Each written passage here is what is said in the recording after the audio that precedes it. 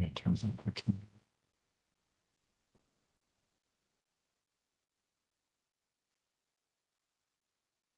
Okay, everyone try.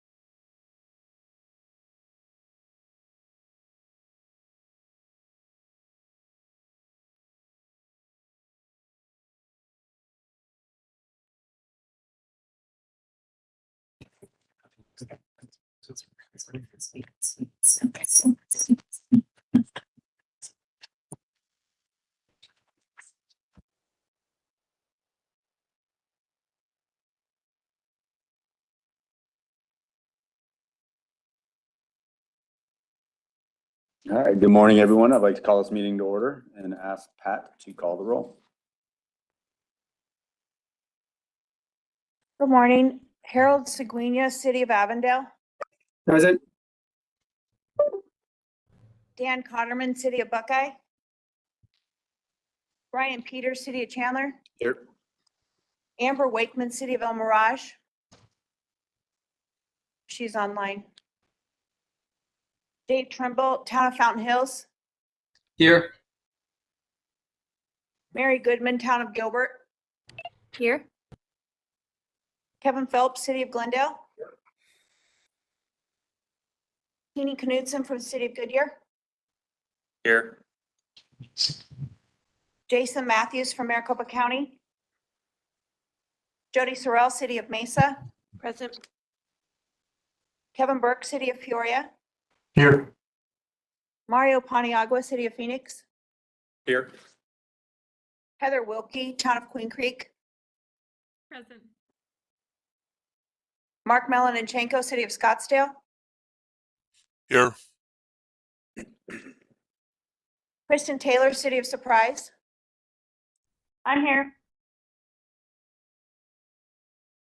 City of Tempe, Rosa Anchowski. Present. Reyes Madrano, City of Tolleson. Chair, we're ready to proceed. We have a forum. All right, thank you, Pat. If a member of the committee would like to ask a question or make a comment during the meeting, please type your comment in the box and it will be answered aloud or it'll be read aloud and answered. And just a reminder, all meeting attendees, please mute your computer or microphone if you're not speaking. Now I'll move on to public comment. The public will be provided with an opportunity at this time to address the committees on non-agenda items and all action agenda items for the joint meeting, the RPTA and the Valley Metro Rail meeting agendas. Up to 3 minutes will be provided per speaker. And a total of 15 minutes for all speakers will be provided. Mr. Blue Crowley is here today. Okay. Provide public comment.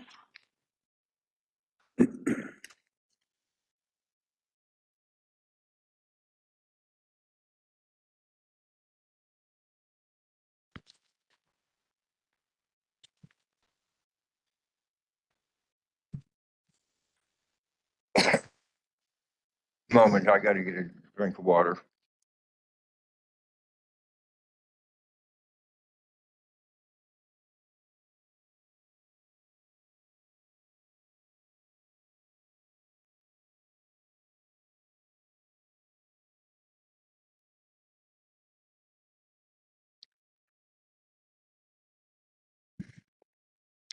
It's already got 2 seconds off and I haven't started. Just a thought. Hey Chandler, I love that you guys are the new guys running it. And I look back at a public hearing that was done out in the East Valley, and it was on bringing the rail from Tucson. And at that meeting, I asked a question of Kevin and of if we have the rail there coming to Chandler, where's the infrastructure of what we do here at RPTA? And his answer was, we don't have any. And I asked, what's the future plans for him? And that was over the last 20 years that you have done what to make your city transit accessible throughout, doing the whole grid, and it's zero. So when I see that you guys are now the head of MAG over there and that you're putting together the Valley Metro plan, I don't see where it's an actual, they're the ones that are coming up with the plan, but what have you all done as the stepchild to get the plans actuated? Because what we gave you back in the 80s, be nice if you would have gotten around to doing what it needs to be done. And I look at your last month's meeting and it was on the strategic plan. The most important thing there is safety. For who? That's all rail. So why is it put on to both of them?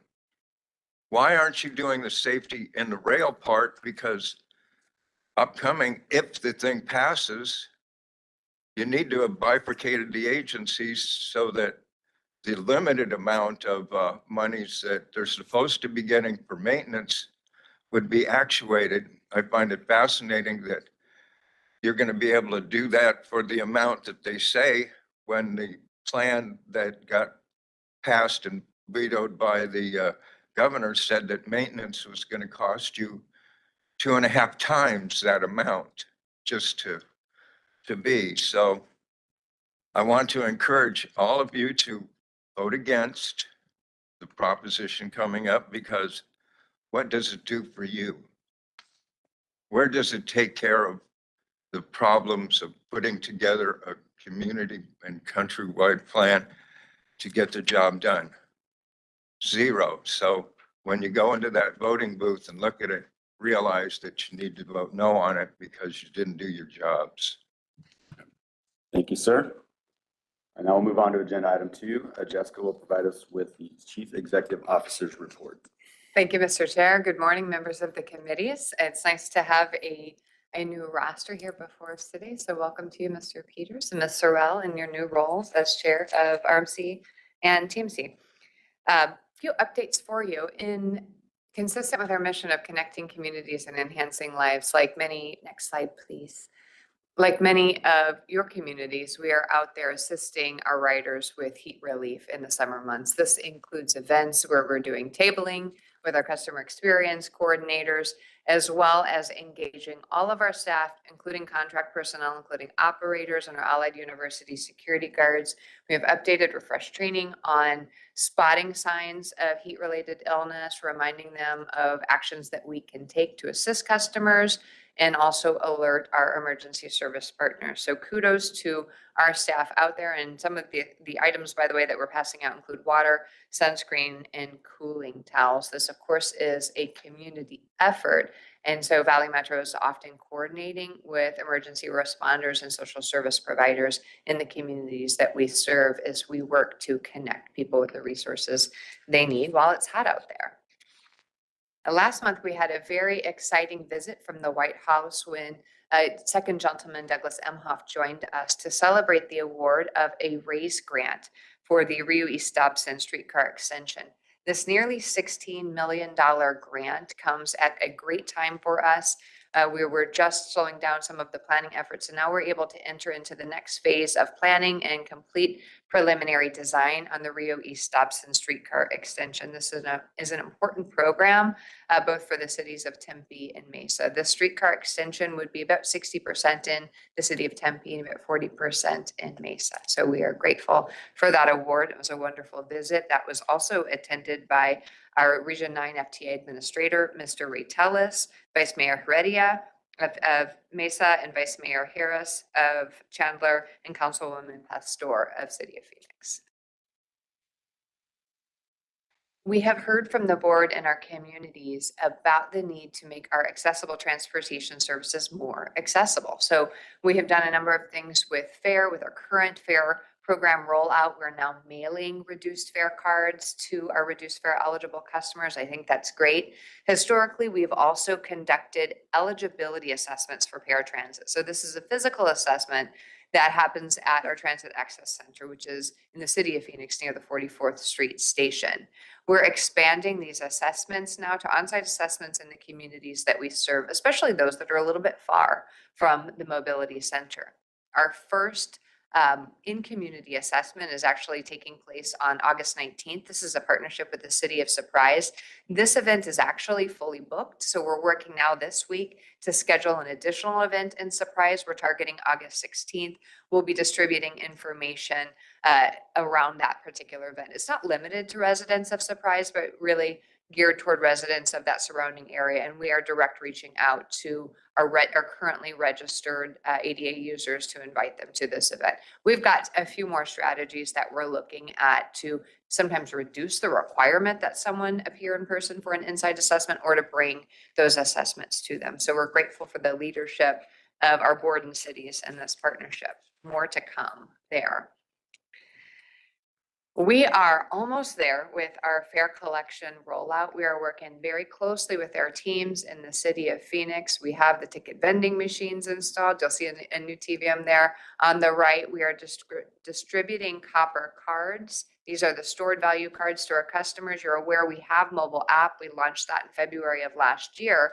But beginning at the end of this month, customers are going to be able to interact with that app or website to load value onto their copper card or their mobile pass. We're also working with our fare collection, our fare inspection team, Allied Universal, to prepare them for the new inspection process. Valley Metro staff has been out in full force on buses, on platforms, and on trains throughout our service area, making sure customers are aware and engaged in getting this new fare media in their hands. This is our Allied Universal team members. We have long struggled with our antiquated handheld verifiers that fare inspectors would use to electronically verify fares. Now it's mobile devices. It will be a much simpler process. It won't require visual validation. It will be electronic validation, and everyone will have a device. All of our inspectors, that is, will have a device in their hand. They can check cards or they can check mobile fare. So we're very excited about that. And kudos to our teams for supporting what is a really heavy lift. Looking ahead, at our board meeting later this month on August 22nd, we expect the board to vote on membership of the Audit Finance Subcommittee. So we don't have a meeting scheduled for this month. We would expect AFS to resume in the month of September. We'll be back in this room on September 4th for TMC, RMC, and then that first AFS meeting of the fiscal year, and Board of Directors on August 22nd and September 19th. That concludes my update, Mr. Chair. Any questions I may answer? I have one question. Jody. I would just like to acknowledge and thank the Valley Metro staff for the RAISE grant getting award. I think you kind of missed an important point in that there was $1.8 billion worth of funding and the federal government received $13 billion of requests. So kudos to the Valley Metro staff for writing a really tight grant report to get that funding. It's very important to Mesa, so I'm assuming it's important to Tempe as well to keep moving the project forward. Thank you. Thank you. And well done to our capital service development team. It was also a really large award for a planning and design grant, actually for a non-construction related grant. Well done. Yes, congratulations to everyone involved. That's really exciting. Now we'll move on to the consent agenda. Are there any questions on the consent agenda or any items that need to be pulled for separate discussion? Okay, seeing none, I'll ask for a motion and a second to approve consent agenda items 3A through 3C. So moved. Second. Motion and second. All in favor indicate by saying aye. Aye. Aye. Aye. Are there any opposed? Motion carries unanimously. All right, number 4, Enterprise Governance Risk and Compliance Software Contract Award. Jessica, please introduce this item. Thank you, Mr. Chair. We have before you for your consideration a request to approve a contract award for an enterprise risk management software called Origami. And this software would be jointly supported by our safety teams and our risk management and legal teams. Currently, we are recording safety data and risk data rather manually, so think Excel spreadsheets. We are leaning hard into safety and the analysis of our risk, specifically root cause analysis of some of our preventable collisions. Our legal team is in the process of hiring our first risk manager. We have a new rail safety manager who will be joining our organization this month, but we need the tools so that each of the teams involved have visibility into our incident history, have the tools available to them to analyze these events rather than the kind of root analysis that's been taking place throughout our history. Origami is a tool that is pretty widely used by entities like ours. It's also used here in the Valley. This is the risk management tool that the County of Maricopa uses. In fact, we're piggybacking on a contract of theirs, or seeking to anyway, for the purchase of this software. And I expect that a number of our member cities and towns are also using Origami. You have a detailed report included in your packet. Our IT team is also here to answer any questions you may have, as am I. May I answer any questions for you? Are there any questions from the committee? I see a question from Mr. Burke. Thank you, Mr. Chair. My question, it seems like, makes a lot of sense. Wondering, is there any kind of, for lack of a better term, return on investment? Are there things that by putting this software in place that we can take offline? Because it's a pretty sizable chunk in investment. So just wondering, is there any sort of return that we can take off the books as we go forward with this?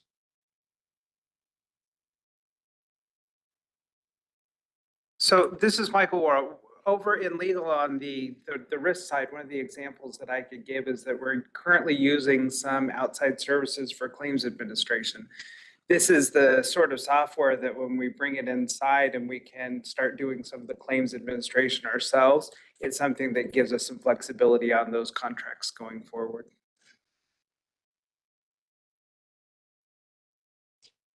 Any other software that maybe, it sounds like we were doing a lot of this by hand with Excel, but anything else that's in place as far as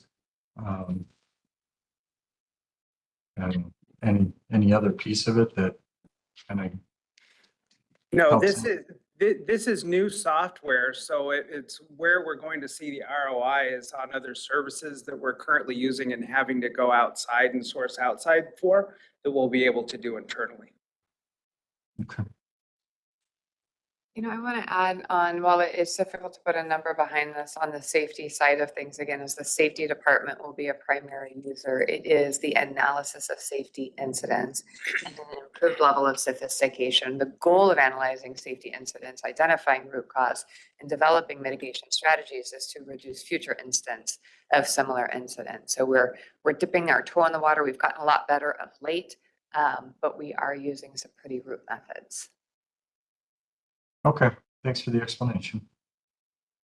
Right. Yes, sir. A question. So obviously there's a fair amount of upfront cost setting up the system. It's almost double what an annual cost is. Are there any options in here that are built into the agreement that have already predetermined what a year 4 or 5 cost would be if we move forward? I'm going to turn to IT. TJ, do you happen to have an answer to year 4 or 5 projected costs? I know the cost that we're presenting you with today, that 3-year cost includes the specific modules that we're purchasing. We currently don't have anything. You would have to approach the microphone. Thank you, TJ. The agreement that we currently have is just through FY 2027. We can normally expect a maintenance cost that would be a percentage of this, but not obviously the full amount, but I don't have those specific numbers. So I want to clarify your question, Mr. Phelps, with a response from you, TJ. In year 4, 5, and 6, for instance, we would expect to be paying a lesser amount, so a maintenance cost based on this amount, and not these amounts inflated over years 4, 5, and 6. That's correct. Okay, good. Thank you. Are there any other questions? Russell? No. With that, I will take a motion to forward to the board of directors a request for the CEO to execute a cooperative contract under the Maricopa County Strategic Alliance for volume expenditures in the amount listed on the agenda. Second motion. Motion is second. All in favor indicate by saying aye. Aye. Aye. Are there any opposed? Motion carries unanimously. The next item is the strategic action plans for FY 25. Jessica, will you please introduce this item? Thank you, Mr. Chair. I'm going to invite Jim Hilliard to the podium. Mr. Hilliard will provide a brief presentation on strategic plan progress. This is our first strategic plan progress report out to TMC RMC. As we're still in the early stages, what you're going to see today includes reminding us of plan goals, but then listing out the specific FY 25 actions and initiatives. I want to note that a number of these initiatives are already underway. You'll see dollar signs in Jim's presentation along some of them where we're adding tools or we're adding personnel resources to support those. Those tools and resources were already approved in the FY 25 budget development process, and many of them have now already been purchased or are underway. The risk management software, Origami, we just discussed, for instance, is reflected in here, as is an enterprise asset management module that the board has already approved. But Jim is going to walk you through it. As we move forward, these updates will be less process-based and more about specific actions that we've accomplished. But as we're in the early stages, we're still having conversations about the construct and the framework of the plan.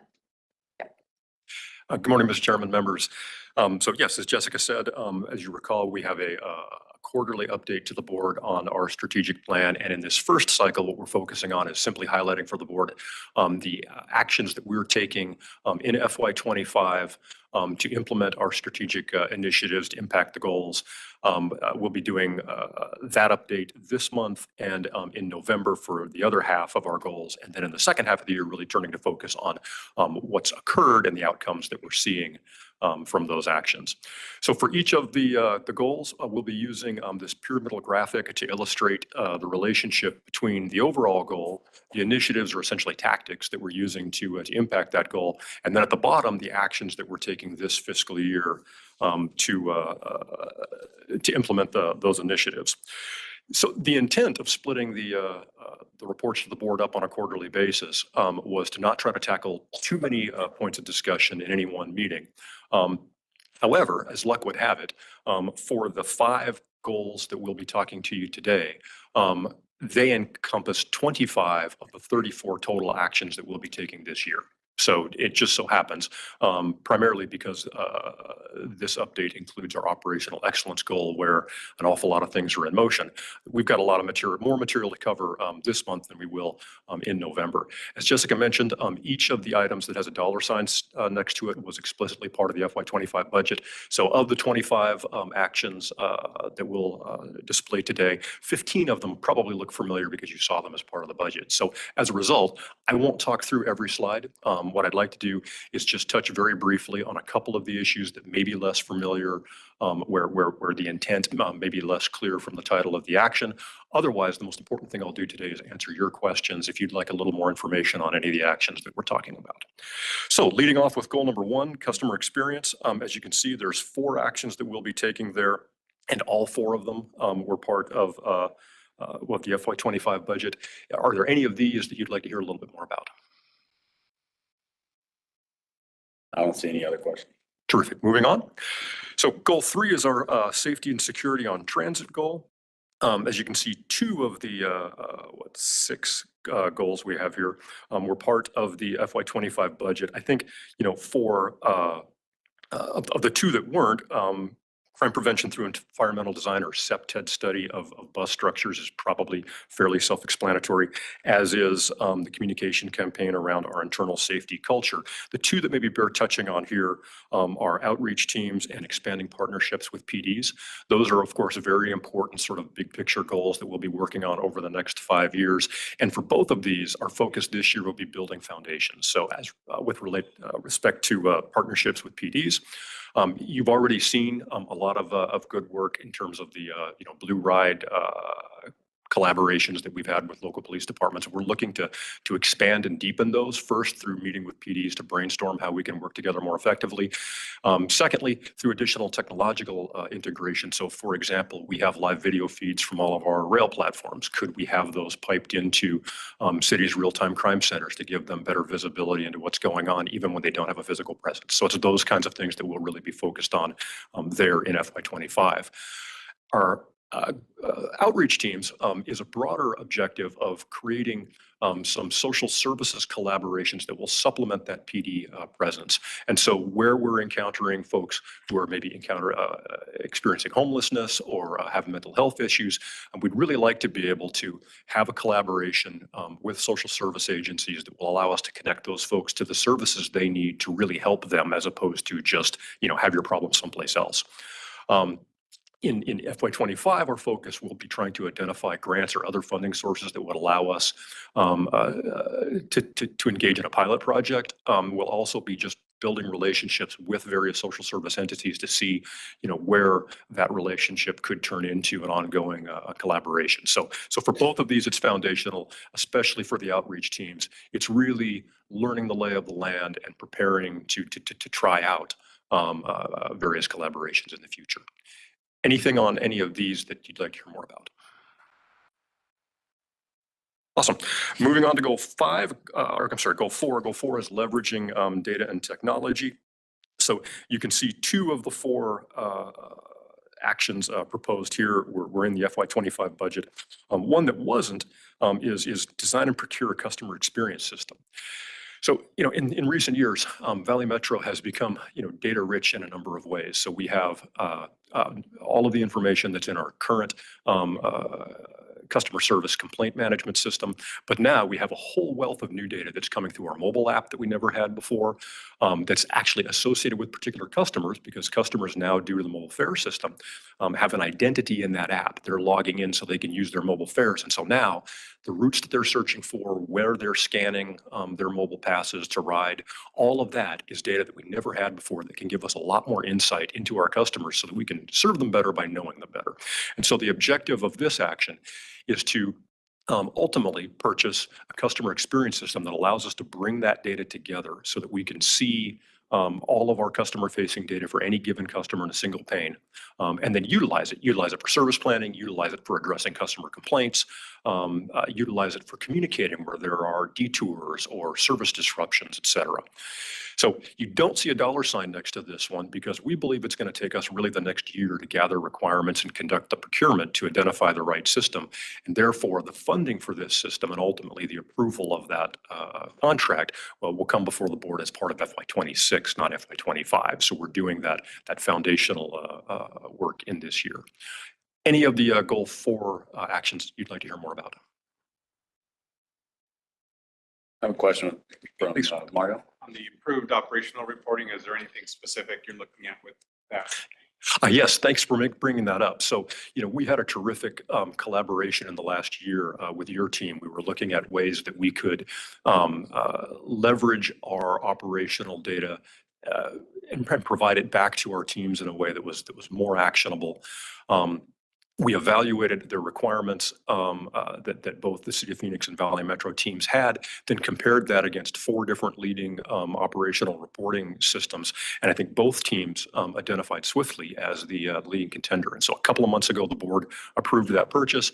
It's implemented now and everybody's being trained. And I'm hearing very positive feedback about particularly things like real-time vehicle location and OTP data, that it approaches that in a little different way than Clever did and avoids some of the geofencing issues that sometimes tripped Clever up. So it's been, I think, a great collaboration, and we're excited to see it up and running. Thank you. If I may add to that, a couple of things that the board also approved in the spring were additional licenses for Tableau business intelligence software for member city staff. So that's already done. And then another item in the works is our team, led by our IT group, is developing dashboards across operations, maintenance, and safety and security. Those are internal now. They're still beta, but they're pulling information from all of these different sources and providing a convenient real-time single screen flow that will eventually also be shared with member city staff. So we look forward to that. That'll happen this fiscal year. Thank you. Thank you, Mr. Chair. All right, if no other questions, moving on to goal 5, it's stakeholder collaboration. You see 2 actions here. They are essentially the same concept, which is evaluating our current communication tools and channels and identifying where they can be improved. On the left, you have improvements for internal communications, including our contracted service providers like ACI, Keolis, et cetera. And on the right, you have external communication tools, which include the city's stakeholders, et cetera. Any questions I can answer on this? Okay, then moving into the last goal, number 8, operational excellence. This is the big kahuna. We've got 9 different things in motion here. All five on this slide, as you can see, were part of the FY25 budget. Any of these that you'd like to hear a little more about?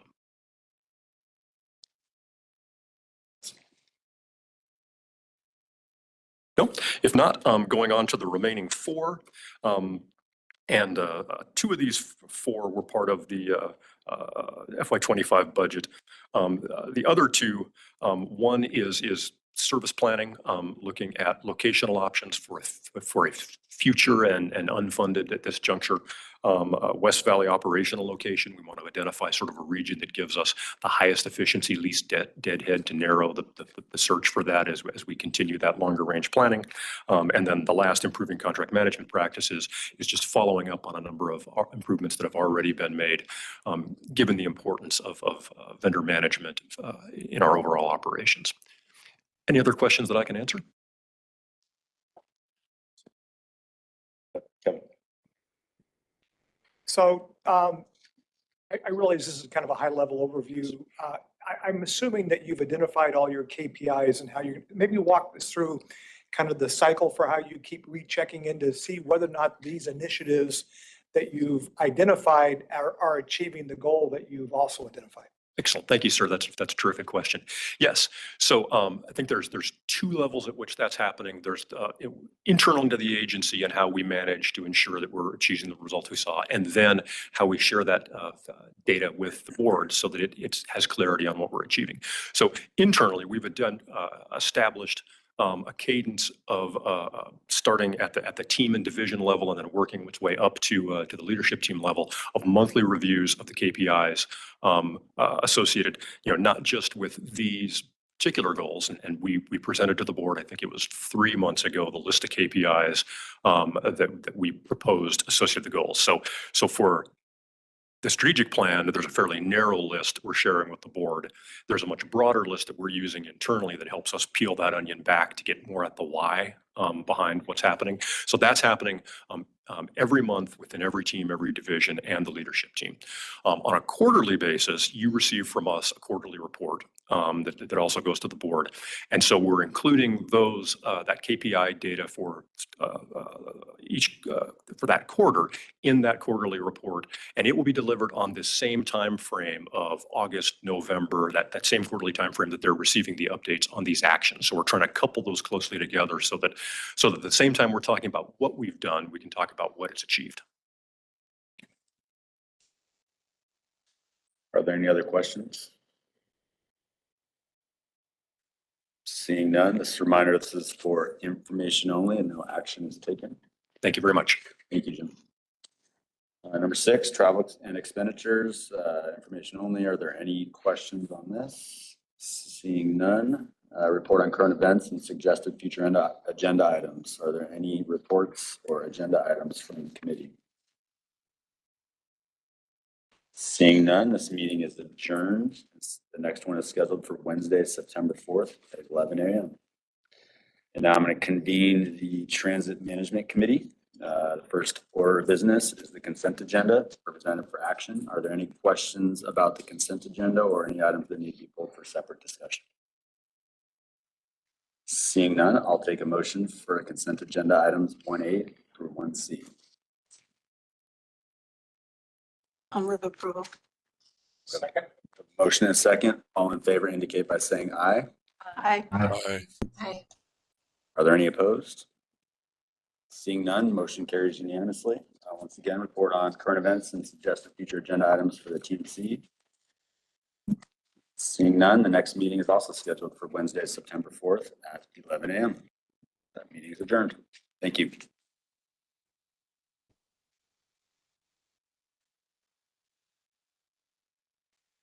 Do we need a few minutes or can we? I need direction from Pat here. Okay.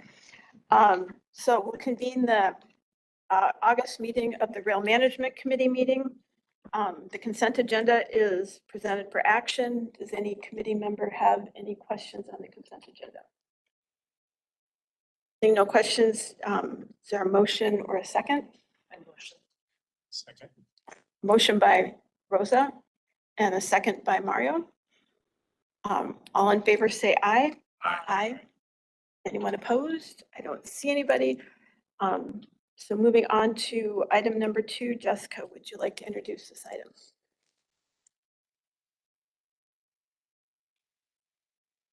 Yes, thank you. I'd actually like to invite Trevor Collins to the podium to provide presentations on items 2 and 3. 2 and 3 both relate to contract awards for the capital extension light rail. Thank you, Jessica, Madam Chair, members of the committee. This is the construction manager at risk contract award before you. It's for the capital extension project. We had a selection panel comprised of Valley Metro staff, City of Phoenix staff, and a member of the contracting community, which is in line with Title 34. We received 3 offers from 3 teams, and then the consensus of the committee was to award this contract or to recommend award of a contract to Southwest Transit Partners, which is a Stacy Whitbeck joint venture. There's some details on the procurement. It is a 2-step, an initial qualifications, and then a second step of negotiation for proposal. With construction manager at risk, the initial piece of the contract that we award is pre-construction services. So these are the soft services of cost estimating, design coordination. It's really important that we have the construction manager at risk at the table with us with our design team. You may recall that we awarded a design contract earlier this year to Jacobs Engineering. We are anticipating the first design milestone at the end of this month. So we're aiming to award this contract, bring the construction manager at risk on board. The amount for this contract for pre-construction phase is $6,390,230.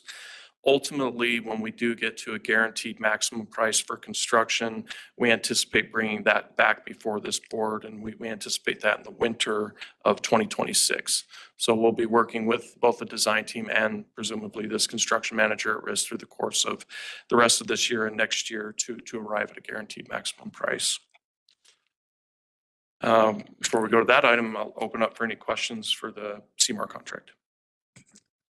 Does anybody have any questions on this item? No questions. Okay, no questions. So is there a motion and a second to forward this item to the board of directors? Do I need to read the whole thing? Well, I second. Second, all in favor, say aye. Aye. Opposed? Okay, moving forward. Congratulations on moving this forward. Thank you. It's been a long time coming. It's been. Okay, item number 3, Jessica, keeping in the CapEx. Keeping it in capital extension, now that we have a CMAR approval forwarded to the board, let's discuss public art, which is an important part of all of our rail projects. Trevor. Thank you, Jessica. Madam Chair, again, members of the committee.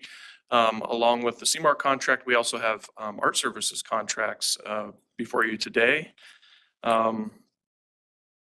So we are recommending today art contracts for 9 artists. 4 of those would be for our station platforms, and the other 5 would be for emerging artists, for smaller art projects for newer artists in public space.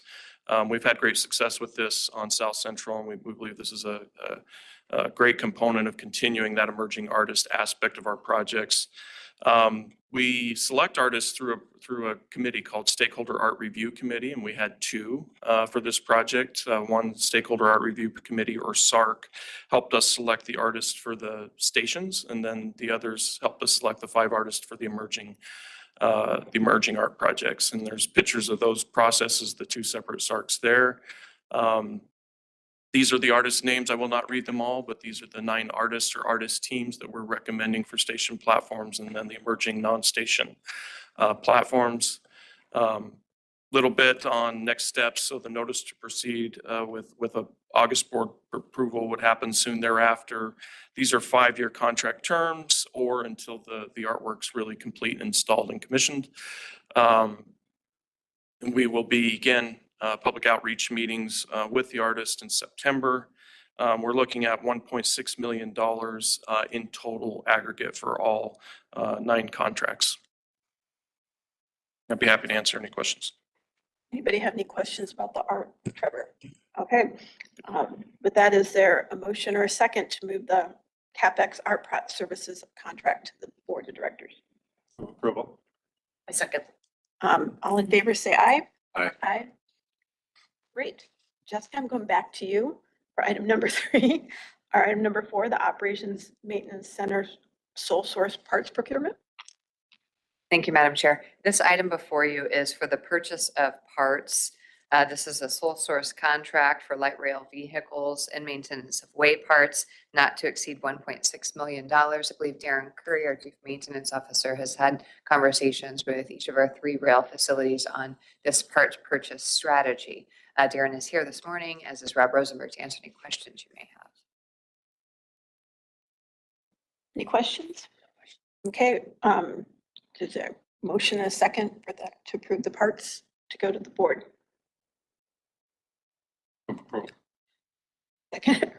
All in favor, say aye. Aye. Okay, item number 5, report on current events. Does any member have any reports on current events that they would like to share for a future agenda item? Seeing none, the next meeting of the RMC is Wednesday, September 4th at 11 a.m. Thank you. Thank you.